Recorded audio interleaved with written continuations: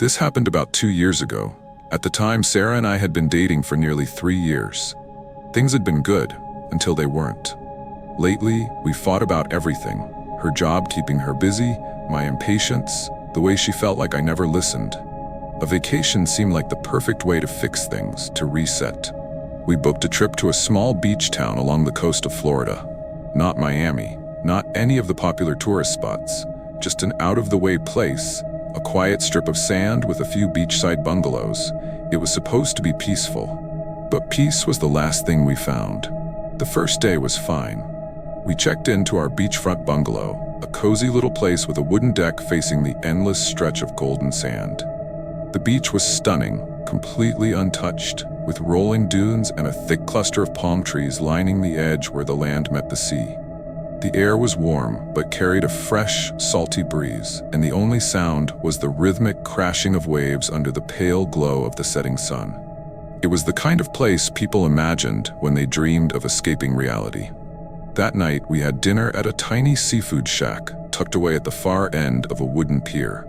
The owner, an older man with sun-weathered skin, brought us grilled snapper and coconut rice, saying, "Not many people come out this way anymore, too quiet for most." At the time, I thought that was exactly what we needed. For a moment, sitting on the sand, beers in hand, watching the moonlight shimmer over the water, it felt like we were okay again. Then on the second night, we fought. It started small, just a disagreement over whether we should go into town the next day or stay near the bungalow. But it turned into something more, something raw. Sarah was frustrated. She said I never planned anything, that she always had to think ahead, always had to be the responsible one. I shot back, saying she always needed control, that she never let things just happen. She called me selfish. I told her she was impossible. By the time I realized how far it had gone, she was already walking away, her face flushed with anger.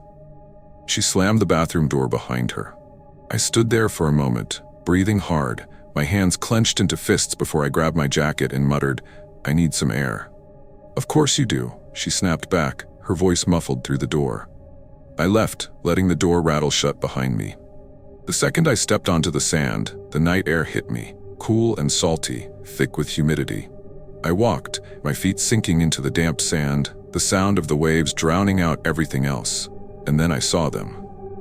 A small boat was beached just up ahead, rocking slightly in the surf. 5 or 6 figures moved around it, working in silence. Even from a distance, something felt off. They weren't fishermen. They were unloading something, large black duffel bags, dragging them from the boat onto the sand. One of the men had a rifle slung over his shoulder. Another lit a cigarette, his face briefly illuminated by the flickering flame of his lighter. Smugglers. Drugs? Weapons? Something else. I didn't know, and I didn't want to find out. My breath hitched as I realized how exposed I was. The moon was bright, and there was nothing but open sand between me and them. I turned slowly, trying to walk back the way I came, but I wasn't careful enough. My foot caught on a piece of driftwood, sending me stumbling forward. Sand scattered. A rock shifted beneath my shoe. The noise wasn't loud, but it was loud enough. One of the men snapped his head toward me. Then another. "Hey!" someone shouted. I ran. The sound of feet pounding against the sand sent a jolt of panic through me. My heart slammed against my ribs. I wasn't a runner, but I ran harder than I ever had in my life. My mind raced, screaming at me to think, where could I go? The resort was too far. The only real cover was the dunes. I sprinted toward them, scrambling up the loose sand, my hands clawing at the ground as I climbed. Voices behind me, angry, sharp. Then, a gunshot. The sound cracked through the air. A warning? A threat? I didn't know, and I wasn't about to stop and ask. I launched myself over the top of the dune and slid down the other side, hitting the ground hard. My knees scraped against something sharp, but I ignored the pain and kept moving. Ahead, a cluster of palm trees. Shelter. A chance. I threw myself into the thick brush, forcing my breath to slow. I crouched low, trying to make myself as small as possible. Footsteps crunched nearby. "Where'd he go?" A voice growled. "Find him," another answered. "No loose ends." I clamped my hand over my mouth, forcing myself not to make a sound. The men moved closer. I could hear the shuffle of boots in the sand, the click of a gun being checked. Then mercifully, another voice called out, "Leave it. We got what we came for." Let's go. For a long moment, I didn't move. I barely breathed. Then, the sound of footsteps retreating, the low murmur of voices fading back toward the beach. I waited. Counted the seconds. 100, 200, 500. When I finally emerged, the boat was gone. I ran back to the bungalow. My hands shook as I fumbled with the lock, my chest heaving with exertion. I slammed the door behind me, bolting it shut. Sarah looked up from the bed, startled. What the hell happened? I pressed my back against the door, trying to catch my breath. Sweat clung to my skin, mixing with the salt from the ocean air. My heartbeat thundered in my ears, and for a moment I couldn't force words out. She got up, stepping closer. Are you okay? You're scaring me. I swallowed hard, running a hand through my damp hair. I saw something. Some guys. They were unloading bags from a boat. I think they were smugglers. They saw me. Sarah's eyes widened. What? Are you sure? Yes, I said, my voice shaking. They chased me. I barely got away. Someone fired a gun. We need to leave. Now. She grabbed my arm, her grip tight. Are they coming? Did they follow you? I shook my head. I don't know. I think they gave up, but I'm not waiting to find out.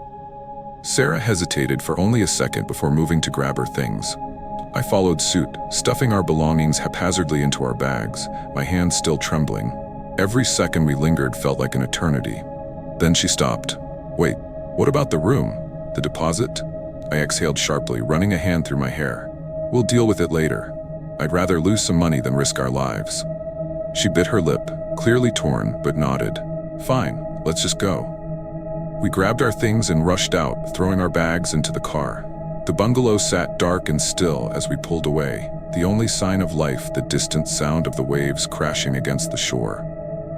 As we drove toward the highway, Sarah glanced at me. Should we tell the front desk? Call someone? I hesitated. No time. We just need to get far away from here. She didn't argue, and neither of us looked back. We left before sunrise. Neither of us spoke much during the drive back. Sarah clutched the steering wheel with white-knuckled tension, her eyes locked on the road. I sat beside her, staring out the window, my mind replaying the events of the night over and over. When we finally reached a larger town, we pulled into a gas station. As Sarah filled the tank, I went inside to grab coffee. The fluorescent lights hummed overhead, the smell of burnt coffee mixing with the stale air. For the first time, I felt safe, but not at ease. Are you going to tell me everything now? Sarah asked when I got back to the car. Her voice was quieter, but there was no mistaking the fear beneath it. So I told her, every detail. The boat, the men, the chase, the gunshot, the moment I realized how close I had come to never making it back. Her face paled and she gripped my arm. We should tell someone. The police, maybe? I hesitated. The thought had crossed my mind, but something didn't sit right. I don't think it'll make a difference. These guys weren't amateurs. They were organized, and I checked this morning. There's nothing in the news. No reports, no arrests. It's like it never happened. Sarah exhaled, shaking her head. Then we just forget about it? I didn't answer.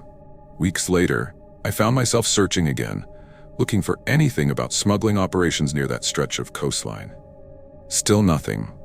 But I knew what I saw. And I knew that if I had been a little slower, a little less lucky, I might have never left that beach at all.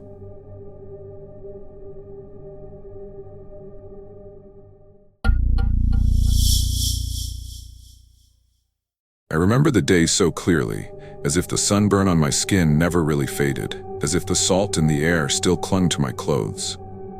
Work had been draining me for months. Endless meetings, tight deadlines, and the constant pressure of expectations weighing me down. I felt like I was suffocating, caught in a cycle that never let up. One night, after another grueling day at the office, I found myself searching for secluded getaways. Somewhere far from the noise, from people, from everything. That's when I found it. A quiet, isolated beach along the Oregon coast. Just me, the ocean, and an escape from everything else. But I never expected to feel so trapped. I had picked this spot intentionally. No crowded resorts, no screaming kids, no tourist-packed boardwalks. Just a rental cabin near the dunes, with a long, empty beach stretching for miles. It felt like the kind of place where I could finally clear my head, where I could sit in silence and hear nothing but the waves. Maybe, just maybe, it would be enough to reset the overwhelming noise in my mind. I arrived in the afternoon, just as the sun began its slow descent into the horizon. My car was the only one in the gravel lot, the cabin simple but cozy. I dropped my bags, grabbed a beer from the fridge, and headed down the narrow path toward the sand. It was perfectly empty, or so I thought. I had been walking along the shoreline, enjoying the rhythmic crash of the waves, when I saw footprints. They weren't mine. Fresh, deep prints, leading from the dunes down to the water, and then stopping. I turned, scanning the beach.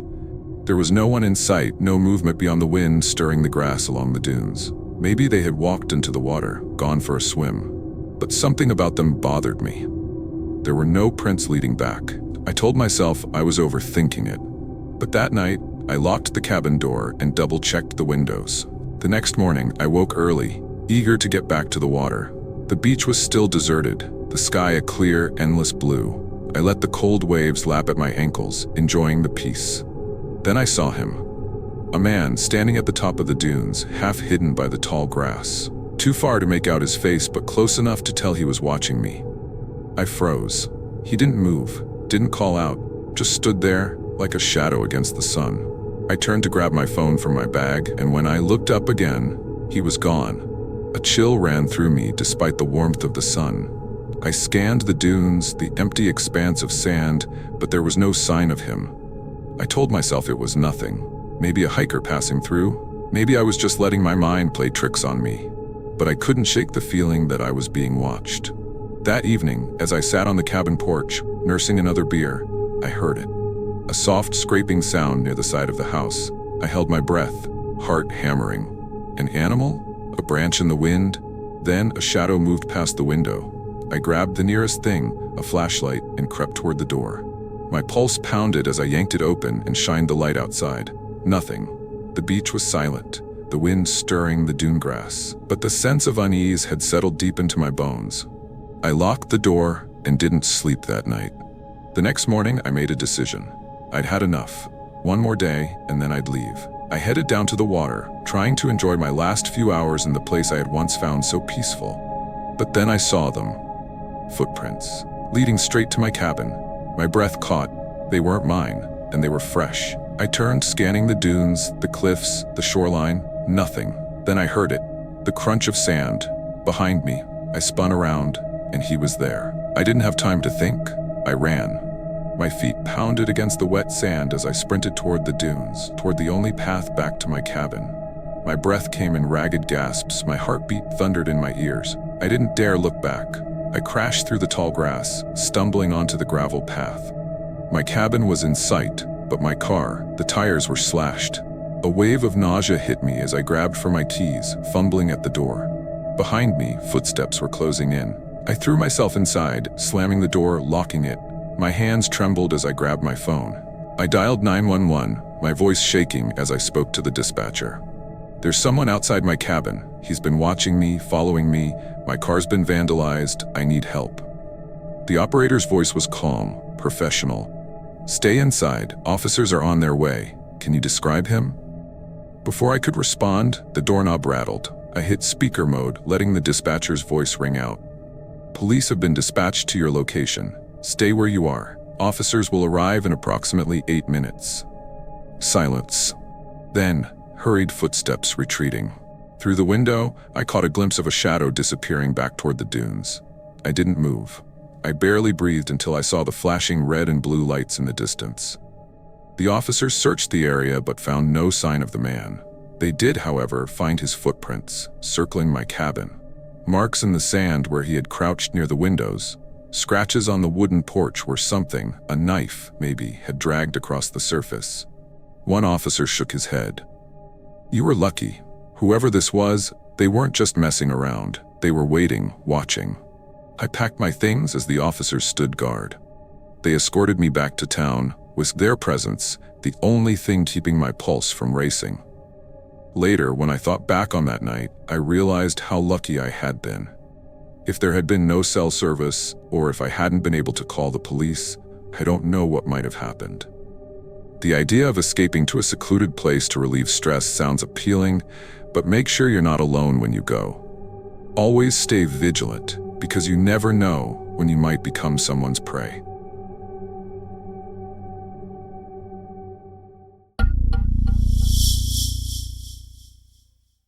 It was the summer of 2006, and my parents had taken me to a quiet, remote beach in South Carolina. Unlike the tourist-packed shores of Myrtle Beach, this place was empty, save for a few locals and the occasional fishermen. My parents loved it because it was peaceful. I loved it because it felt like an adventure.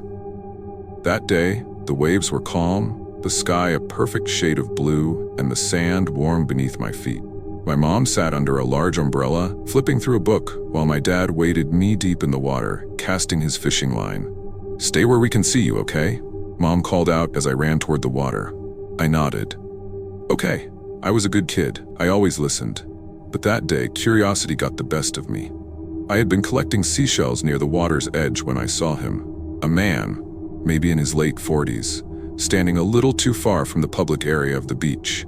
He wore khaki shorts and a loose Hawaiian shirt, his skin tanned and weathered. At first, he seemed like just another beachgoer, but something about him made my stomach feel tight. He was watching me, not in a casual, passing way, but intently, focused. I told myself I was imagining things. Maybe he was looking at something behind me. Maybe he was waiting for someone. Then he smiled and waved.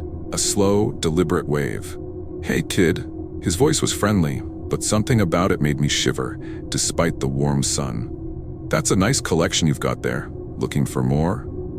I hesitated, clutching my handful of seashells. "My daughter used to love collecting shells," he continued. "She found some of the best ones just down there." He pointed toward a more secluded area of the beach, where the sand stretched empty and the dunes blocked any view from where my parents were sitting. I knew better. I had heard the warnings at school. Don't talk to strangers. Don't go anywhere alone. But he didn't look like the bad guys they warned us about. He looked like someone's dad. And that's what made it so dangerous. I turned back toward my parents. They were still where I left them. Mom lost in her book, Dad focused on his fishing rod. The man followed my gaze. You can still see them from there, it's just a little further. It was tempting. The idea that maybe, just maybe, I'd find a rare shell no one else had seen. The thrill of adventure. But then he took a step closer. Something about the way he moved, slow, patient, rehearsed, snapped me out of it. I noticed his eyes flicker, not just watching me, but watching my parents, as if calculating whether they'd turn around. His fingers twitched slightly, and I saw something that made my stomach twist. His other hand, balled into a fist, tucked just slightly behind his back. That's when I realized he wasn't just talking to me. He was positioning himself, closing the distance inch by inch, keeping his movements small, unnoticeable, almost as if he had done this before. A chill ran down my spine, a deep instinct kicking in, louder than any stranger danger lesson I had ever learned. I dropped my shells and ran. I don't remember screaming. Maybe I was too scared, or maybe I knew that making noise might slow me down. What I do remember is the sound of footsteps in the sand behind me. At first, I thought I imagined it, but then, "Hey, wait up, I just want to show you something." I ran faster. My legs burned as I sprinted across the hot sand. My dad was closer than my mom, and I focused on him, his back still turned, unaware. The footsteps behind me didn't stop. I was almost there when I heard a sudden thud. I risked a glance over my shoulder and saw the man face down in the sand. His foot had caught on something, a buried piece of driftwood maybe. His face twisted in frustration. But before he could get up, I reached my dad and grabbed onto his arm with everything I had. My dad turned, startled. "Hey, what's wrong?" I pointed toward the man, gasping for breath. But the man was already on his feet, dusting himself off, his easygoing smile returning. "Oh, sorry about that. Your kid dropped some shells back there. I was just bringing them back." My dad narrowed his eyes. He wasn't the kind of person to jump to conclusions, but something about my expression must have told him everything he needed to know. "We're good," he said firmly, stepping slightly in front of me. "Appreciate it." The man hesitated, his fingers twitching at his sides. For a brief second, it looked like he might argue. Then he shrugged. "All right, no problem." He turned and walked away, but not before glancing back at me one last time. I never saw him again. That night, my parents sat me down. I told them everything. How he had waved, how he had tried to get me to follow him. My mom looked sick. My dad's hands clenched into fists. We didn't call the police. Maybe we should have. But we had no proof, no way to track him. What I did have was a lesson that stuck with me for life. Predators don't always look like villains. They don't always lurk in dark alleyways or wear ski masks. Sometimes, they look like friendly strangers on a sunny beach smiling, offering you something small, something harmless. But I know better now. And I'm still here because at the last moment, I ran.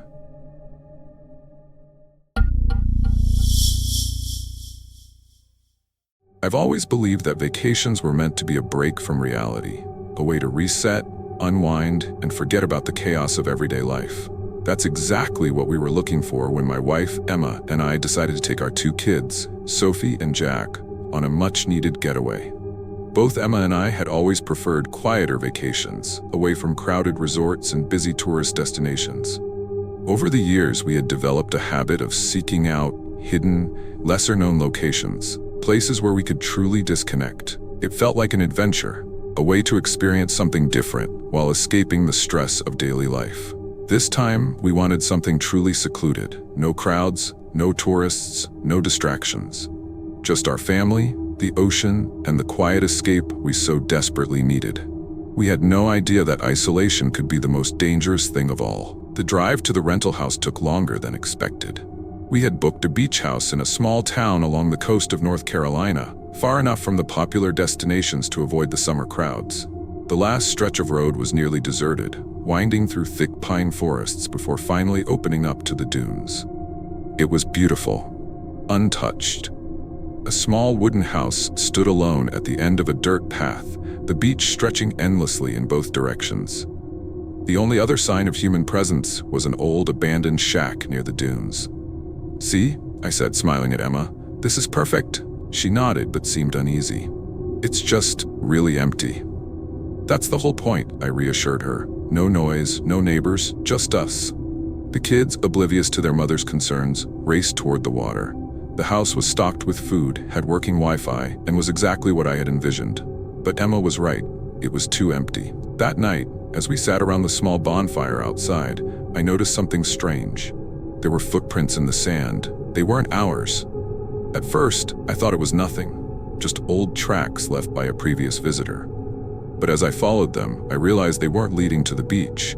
They were leading from the abandoned shack near the dunes. "Dad, who else is here?" Sophie asked, standing beside me. "No one, sweetheart," I said, trying to sound confident. "Probably just some fishermen passing through." Emma pulled the kids inside soon after, sensing my unease, even if I didn't say anything. That night, I double-checked the locks before going to bed. The next morning, I woke up before sunrise and decided to take a walk along the shore. The air was crisp, the tide low. I was beginning to convince myself that I had overreacted about the footprints. Then, I saw him, a man standing near the abandoned shack, watching the house. He was too far away for me to make out his face, but I could tell he wasn't a fisherman. He wasn't dressed for the beach. He wore dark clothes, long pants, and a heavy jacket, strange attire for a warm summer morning. He didn't move, he just watched. I felt a chill run down my spine. I took a few steps closer, debating whether to call out, but the moment I did, he turned and disappeared over the dunes. I stood there, staring at the empty horizon, my heart pounding in my chest. Something wasn't right. That night, we kept the doors locked, the curtains drawn. I didn't want to scare the kids, but Emma knew something was wrong. I told her about the man. I expected her to tell me I was being paranoid. Instead, she whispered, "We need to leave." I wanted to argue, to tell her we were fine. But then, a loud thump against the back door. We both froze. The kids were asleep upstairs. I grabbed the flashlight and crept toward the sound. Another thud, then the rattling of the doorknob. Someone was trying to get in. I turned on the flashlight and pointed it through the window, but there was nothing there. Just the swaying dune grass, the endless sand, the dark waves crashing in the distance. And then footprints, leading away from the door, back toward the shack. We didn't wait until morning. I woke the kids, told them we were leaving early. I didn't explain why. I just packed up our things as quickly as I could while Emma kept watch. As we pulled out onto the dirt road, I looked back one last time. The shack was dark, empty. But standing in the dunes, watching us leave, was the man. He didn't chase us, he didn't move, but I swear I could see him smiling. We never spoke about that trip again. The kids were too young to understand, and Emma and I decided it was best not to scare them. This experience taught me something valuable. Seclusion can be a double-edged sword.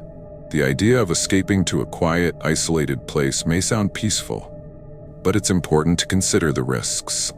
Always research your destination thoroughly.